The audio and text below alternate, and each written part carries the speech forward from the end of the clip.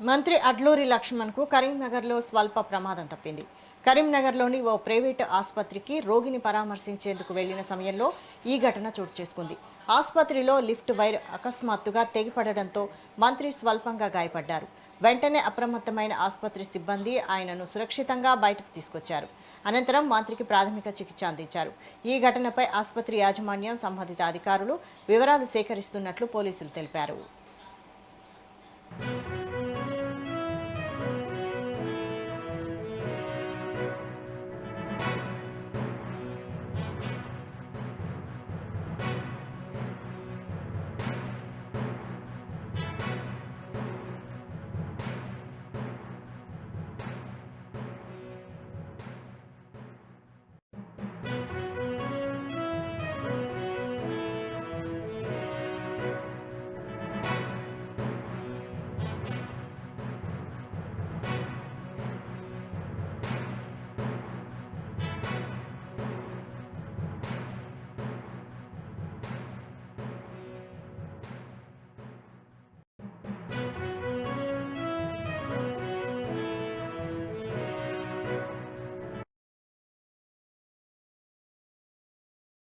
కింద పడిపోయి 4 ఫ్లోర్లు 5 రోజులు పడిపోతే చనిపోతే పరిస్థితి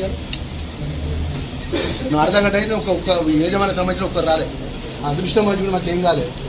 మేమేంటంటే ఇలాంటి ప్రైవేట్ హాస్పిటల్ ఏదైతే కరీంనగర్ జిల్లాలో ఈ సౌకర్యాలు కరెక్ట్ లేకుండా రెసిడెన్స్ డాక్టర్లు పెట్టకుండా బయటి డాక్టర్లను పిలిపించి ట్రీట్మెంట్లు ఇప్పించుకుంటే అప్పటిదప్పుడే పిలిపించి ట్రీట్మెంట్లు ఇప్పించే హాస్పిటల్ మీద చర్య తీసుకోవాలి.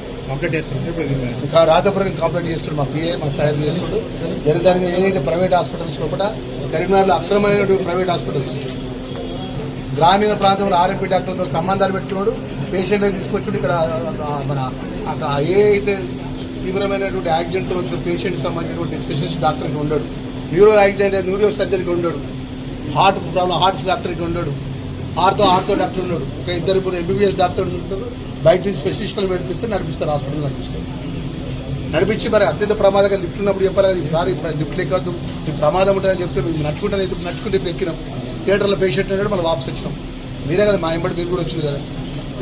నాకు అనేది ఇంత మా ప్రజల యొక్క హాస్పిటల్ యాజమాన్యం అనేటువంటి ఒకరు, డాక్టర్లు ఇంకొకరు. యాజమాన్యం డాక్టర్లకు సంబంధమే ఉండదు. ఏవో లక్షలాది రూపాయల బిల్స్ వేసుడు, బిల్స్ అసలు వాళ్ళదే ఫార్మసీ ఉంటుంది, వాళ్ళదే ల్యాబ్ ఉంటుంది. వాళ్ళకి ఎలాంటి మెడికల్ పరంగా 1% కూడా యాజమాన్యం మెడికల్ ట్రీట్మెంట్ సంబంధించిన విషయం సంబంధం ఉండదు. వాళ్ళు ఇక్కడ హాస్పిటల్ యాజమాన్యం రన్ చేస్తారు.